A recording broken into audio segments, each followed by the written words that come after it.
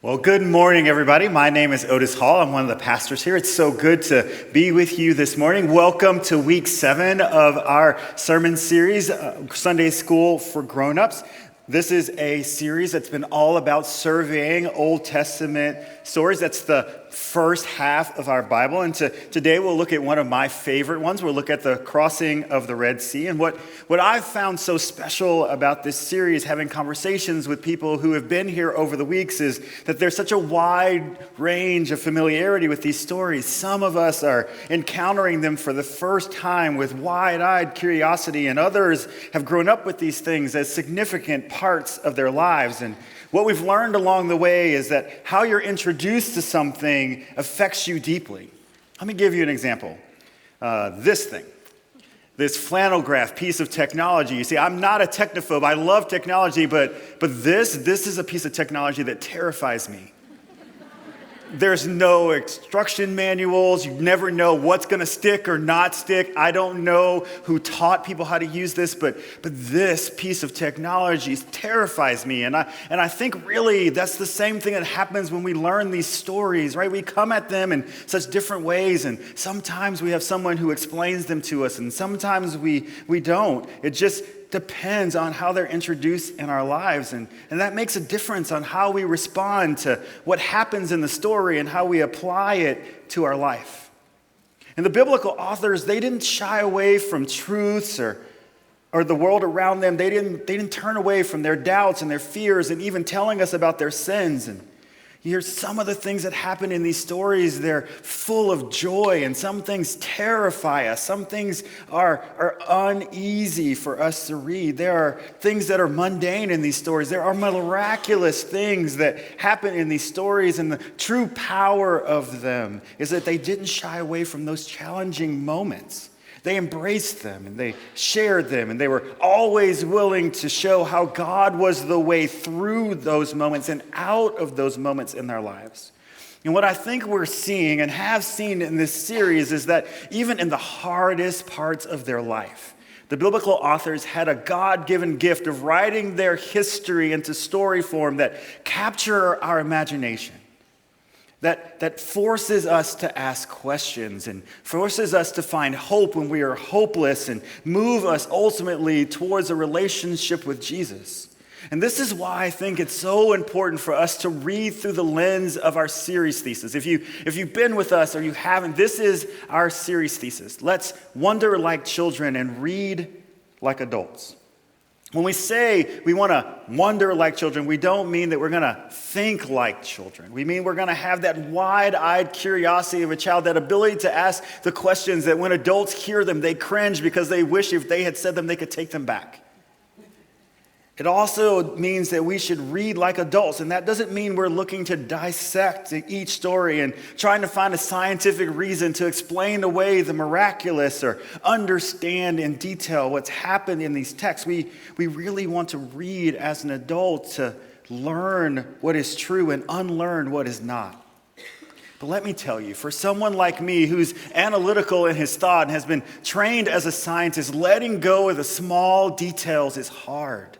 It's hard to not analyze these stories and try to figure out if there's some natural reason for them to be able to cross the Red Sea or the plagues that would come. It's so difficult to just let go and let God.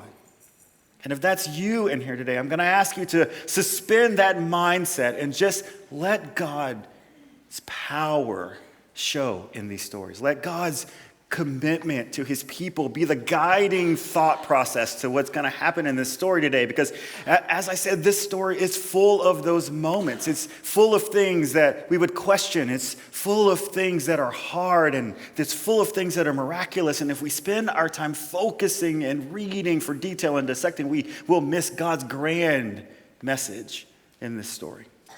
The story today, again, is the crossing of the Red Sea. It's found in the second book of the Bible called Exodus. If you have your Bibles with you, your tablets, you can turn to Exodus chapter 14. It's where we're going to spend most of our time today.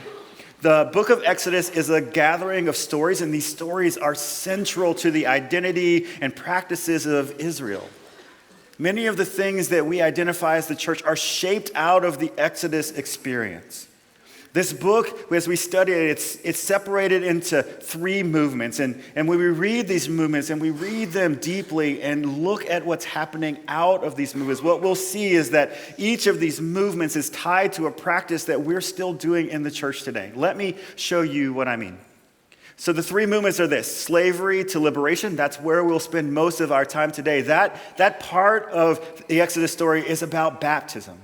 From the wilderness to Mount Sinai is about communion. It's all about how they break bread with God, how they commune with God in those moments. And then they move from Mount Sinai to the tabernacle, and that's all about God's presence in their life, God being in the place with them.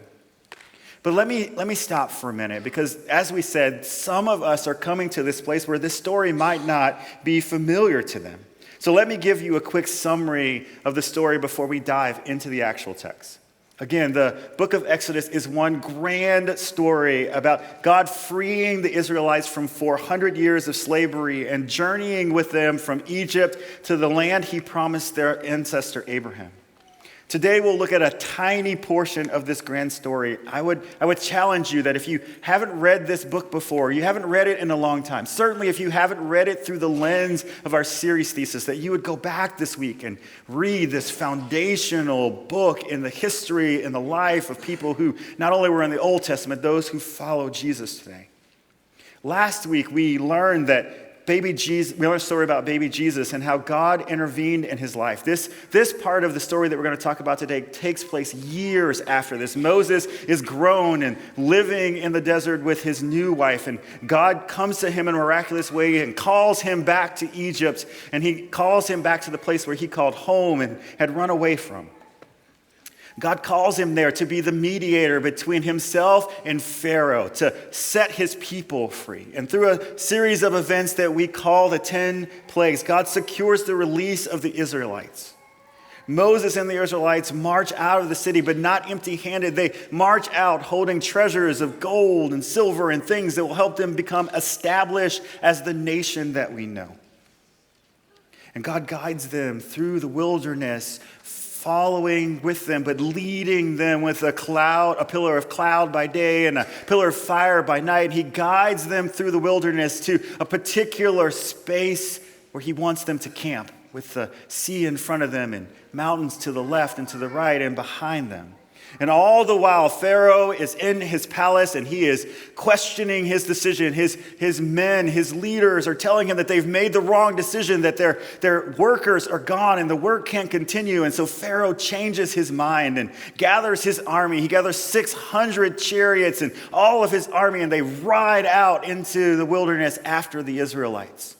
And they catch up to them at this place where God has had them camped. And the Israelites turn around in fear and they see the Pharaoh's army behind them. And they moan and complain to Moses. And Moses tells them and reassures them to just be still and watch what God is about to do. And then he goes to the water's edge and he picks up his staff and he raises his arm. And God splits the water so that they can cross the Red Sea on dry land. And undeterred by this miracle that happened right in front of them, the Pharaoh's army rides into the Red Sea after them. And then after the last of the Israelites crosses the Red Sea, God instructs Moses to go back and raise his arms again. And the waters of the sea crash back down and washes Pharaoh's army away.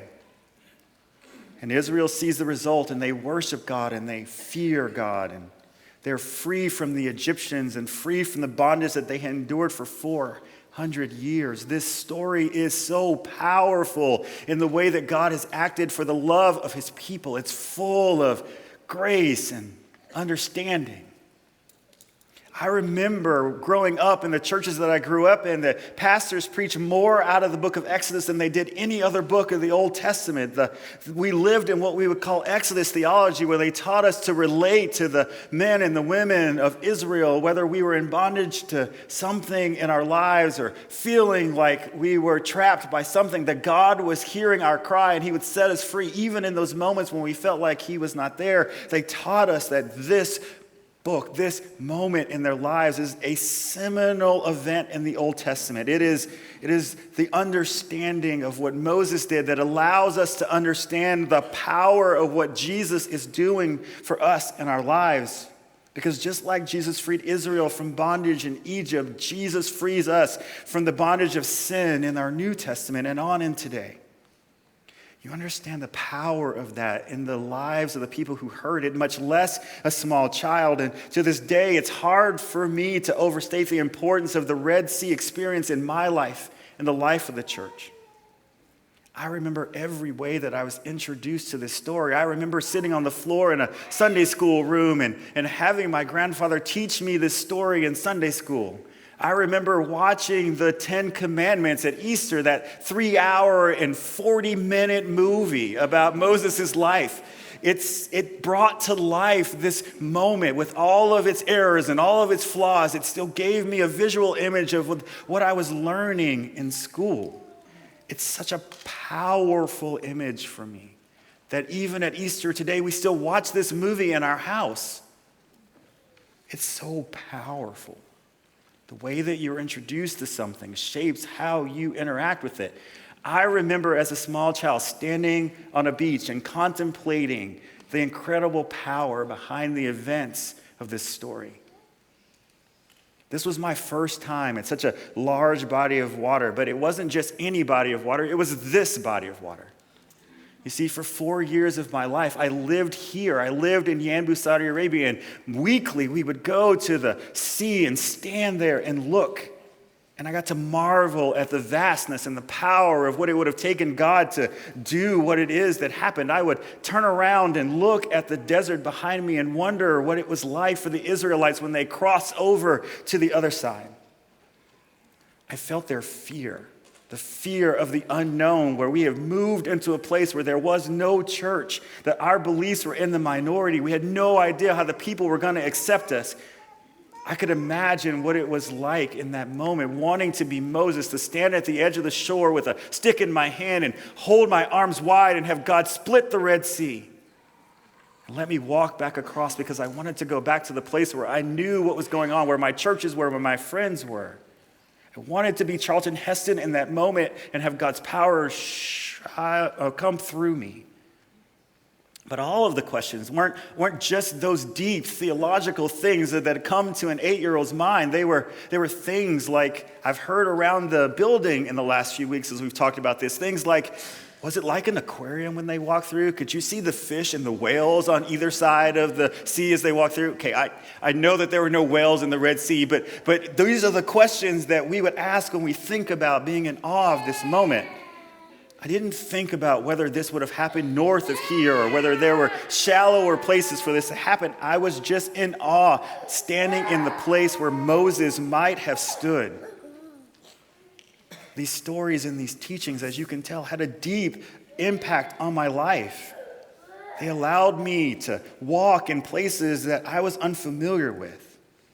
They allowed me to be okay when God moved us to places where I didn't really want to be and I didn't really want to know the people there, but God helped me in this place through this story. He helped me grow. He helped prepare me for the place where I find myself now, where my job is to sit in places with people who are uncomfortable in the places where they are and help them move closer to Him. The impact still resonates with me today because their story helped me.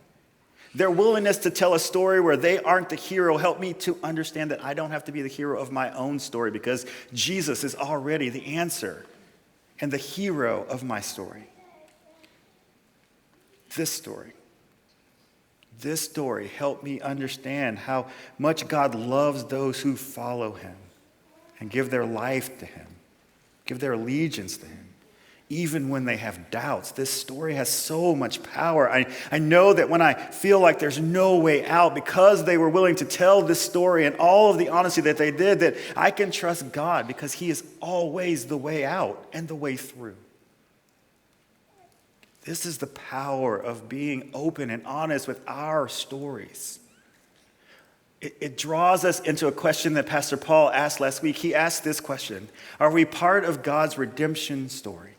And last week we learned that the answer is yes, but I want to be honest and ask and pose a question to us. Is it true that sometimes we think that this redemption is all about us? It's about me. And what I think the power in this story is that it's not just that. It is about our redemption. It is about God walking in our lives, but it's also this, that our stories with God grow God's story in the world. There are so many ways in this story where God is pointing to a bigger picture than just even the redemption of the Israelites. That the story causes us to wonder in so many different directions. It brings so many questions to life. I wish that we had time to go through all the questions that I had in my mind just as I read this story again preparing for this sermon. But I want to focus on two questions, and here's the first one. Why did God do this? When the Israelites were already out of Egypt and on their way, couldn't he have just walked them through to the promised land? Why camp them in this moment? Why put them in that space? Well, here's the truth of the matter. The truth of the matter is God didn't set them free just because he was bored. He didn't have anything else to do. God didn't set them free from slavery because they had everything right with their families or their finances, or even that they were worthy of this moment. God set them free because they were made to worship God. They were made in his image. They were made to honor God. And the slavery that they were in was impeding their relationship with him. It was stopping them from doing what he ultimately created them to do. And that was to go out into the world and be the example and share God with the rest of the world. It is the same thing that Jesus came to break us away from. The power that the sin has over our life stops us from doing the exact same thing. Moses came to free them from bondage of slavery. Jesus came to free us from the bondage of sin. And God explains this. If we read this story like an adult, he explains to us what his purpose is in doing what happens at the Red Sea.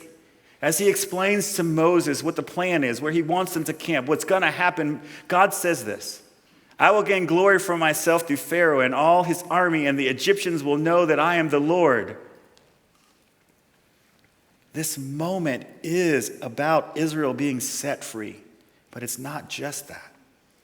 It's also about the power that our redemption and our salvation has to affect the lives of those around us so that they too will want to have a relationship with God. You see, Egypt and Pharaoh represent a world that doesn't know who God is or knows God in a really small way. And this moment was a chance to change that. It was a moment for Egypt to see the truth of God's identity beyond the God of the Israelites who fought with all his might to set them free. But to do that, something miraculous had to happen. You see, Pharaoh represented the king and God of the people and the superpower of the day. And so Pharaoh's power had to be broken in a way that the entire world would know that who God was and what it meant to be under God's sovereignty. The Egyptians and the wider ancient world would hear of this display of God's power and God's love, and they would know that he was not a God, but the God. And we will see that as we move forward in these stories. The story of this moment goes forward ahead of them as they go into the promised land. It radiates behind them as they leave, because God in this moment is declaring to the world who he is. And this is God's purpose here. It's God's purpose to go from the God of Israel to being known as the God of you and the God of me, to move past that, to be known to the world that he is the God who hears your cries and the one who will set you free. And so that all people would know him and all people would come to him. This story has power to drive that out into the world as it's done for generation after generation. And it brings us to the point where we ask these questions, these deep questions to understand. This series has been full of amazing questions that drive us to think about these stories in a new and different way. And I want to go back to a question that Pastor Rick asked in the story of Abraham and Isaac, because I think it applies to this moment. It's this one. Is God cavalier, perhaps incompetent about people's experiences of hurt, fear, anxiety, and trauma? This is why I think that question is important for us to ask in this story, because of this. As Pharaoh approached, the Israelites looked up, and there were the Egyptians marching after them. They were terrified and cried out to the Lord. They said to Moses, "Was it because there were no graves in Egypt that you brought us to the desert to die? What have you done to us by bringing us out of Egypt? Didn't we say to you in Egypt, 'Leave us alone, let us serve the Egyptians'? It would have been better for us to serve the Egyptians than to die in the desert." If you just do a surface reading of this text, it would be easy to think that God is not aware that the people that he's brought out of Egypt just came out of 400 years of bondage, that they hadn't just come out of living their everyday lives under the threat of death by Pharaoh and his men. It's really easy to sort of ask questions like we asked in the beginning. Why didn't God just take them the easy way? Why lead them to a place where they would feel like death was behind them and the sea was in front of them and they could see no way out? But the truth is, he's keenly aware of all of those things that are going on in their lives. He's cleanly aware that what they need is redemption. And if you know what redemption means in Greek, it means to be set loose, to be loosed from something that's holding you. And God knew that in this moment, what they needed to be set free was to be loose of the bondage and the memory of what was happening to them and the people who came before them in Egypt. He knew that they needed a new start. They needed to be washed clean. So I got to be a little honest with you. So as I'm studying this book and I'm reading this thing, there's still this part of me that reads this, and it's really easy to kind of judge the Israelites. It's really easy to ask the questions of, like, why didn't they just trust him? They had just seen what he'd done in Egypt with the 10 plagues. They had known the stories of how he had made covenants with their ancestors, and they come to this moment and they're so afraid. Well, let me tell you why they were in that moment. It's because their hurts and fears, their anxieties and their traumas were fresh in their minds, and for some of them, it was fresh on their bodies.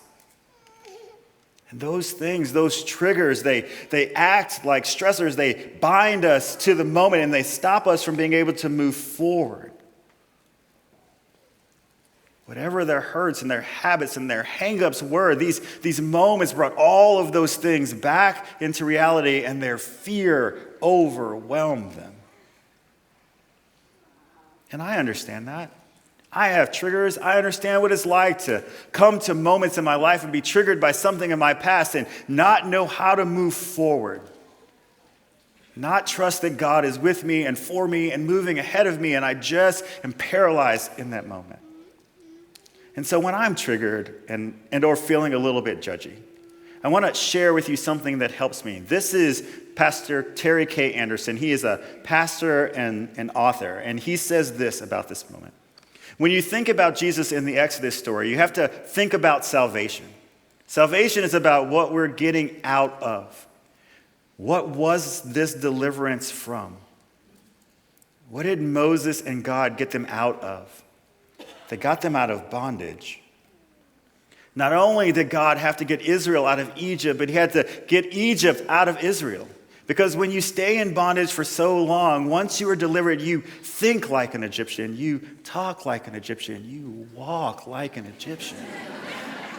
And it's really hard to get out of that moment, right?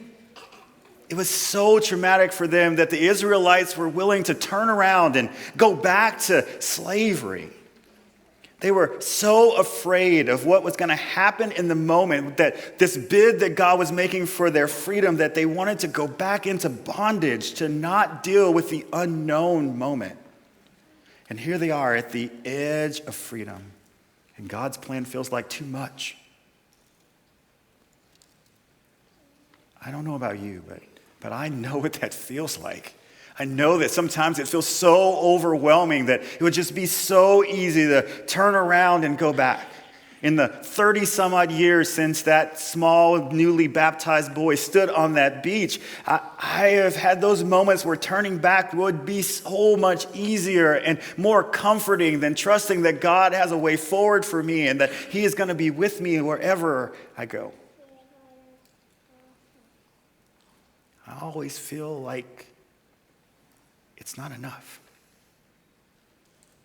I know what that feels like. I know what it feels like to want to help God out and come up with a solution for him and just pray that he'll go along with my solution and that it'll all be okay instead of just moving forward with him. And the answer to all of those ways of thinking, we find it in this story. Moses answers the people and he says this, "Do not be afraid. Stand firm and you will see the deliverance the Lord will bring you today. The Egyptians you see today, you will never see again. The Lord will fight for you. You need only be still." Then the Lord said to Moses, "Why are you crying out to me? Tell the Israelites to move on. Raise your staff and stretch out your hand over the sea to divide the waters so that the Israelites can go through the sea on dry ground. Be still." This declaration from Moses radiates out from this moment into the New Testament, from the Old Testament. It radiates out into Psalms where it says, "Be still and know that I am God." It radiates into the New Testament to stories like Jesus sleeping in a boat with his disciples and the storm is raging and they think that they're going to die and they wake him up and this is what happens. He got up and rebuked the wind and said to the waves, "Quiet, be still." Then the winds died down and it was completely calm, and he said to his disciples, "Why are you so afraid? Do you still have no faith?" You see, faith is essential when these moments come, when there seems to be no way out. We must trust God enough to still our minds against the doubt and the fear and move forward with God. You see, fear and faith, they cannot coexist. They actually destroy each other. And we don't know the state of the minds of those crossing the Red Sea, but we can imagine that some people, before they took their first step, were scared to death. And there were some people in the crowd that marched extremely confidently across the sea. But the Israelites went through the sea on dry ground, with a wall of water on their right and on their left. That day the Lord saved Israel from the hands of the Egyptians, and Israel saw the Egyptians lying dead on the shore. And when the Israelites saw the mighty hand of the Lord displayed against the Egyptians, the people feared the Lord and put their trust in him and in Moses, his servant. You see, we don't know who was the first person to go. We don't know who the last person to go. We don't know the state of mind of either of them, but we do know the outcome. All of them were saved by faith in God. Salvation is not about what we do, but about what God has done for us in our lives. And for them, it was through Moses. For us, it's through Jesus. God saves sinners by grace and through faith, not by human works or human will. Whatever the level of trust they had in God in that moment, they all trusted him enough to cross over, and they were made new. All of them washed new and renewed in faith in God and his mediator, Moses. And it's the same for us. If we just choose to take our first step, to trust God in these Red Sea moments, to trust that Jesus, who died on the cross for us, is there for us, that is our moment, and we can be renewed in our faith in God and washed clean. Do you see this now? Do you see the power that this has? Our stories with God grow God's stories in the world. Their sharing of this story has shaped how followers of God live out their faith even today. This moment shows up over and over again as a major shift in the lives of those who believed in God and believe in Jesus. It's referenced in books throughout the rest of the Bible. It's referenced in Psalms. It's referenced in Matthew and Hebrews. And Paul talks about it in 1 Corinthians chapter 10, verses 1 through 4, where he says this: "For I do not want you to be ignorant of the fact, brothers and sisters, that our ancestors were all under the cloud and that they all passed through the sea. They were all baptized into Moses in the cloud and in the sea. They all ate the same spiritual food and drank the same spiritual drink, for they drank from the spiritual rock that accompanied them, and that was Christ." The power of this story changed the way that we think about our relationship with God. The power of them being willing to be open and honest about their doubts and their fears and their trust in God changed the way we live our lives as followers of Jesus. And the truth is that everybody in this room has a story to tell. Some of our stories are about lifelong walks with Jesus. Some are fresh and new. Some of them may be even starting today. Whatever your story is, if you haven't taken the step of believer's baptism, that moment where we stand and we declare outwardly, we declare the inward change in God, and we tell our story the way that God has walked with us through our Red Sea moments, maybe that's your next step today. Maybe it's to share your story and trust God that He's walking with you in faith and that your story has power to change someone else's life. If that's you today, don't leave without talking to one of our pastors. Don't leave without going to the connection desk. Don't leave without signing up for a baptism class if you have questions about those things, because you never know who your story will touch. You never know who your story will be the connection point with Jesus. The Israelites didn't know. They didn't know the impact of their faith. They didn't know the impact of the story that was being told about their lives, but that impact was great. We're still talking about it today. It's still changing the lives of people today. And so won't you trust God with your life and let your story with God grow God's story in the world? It is the next step for those of us who believe in Him.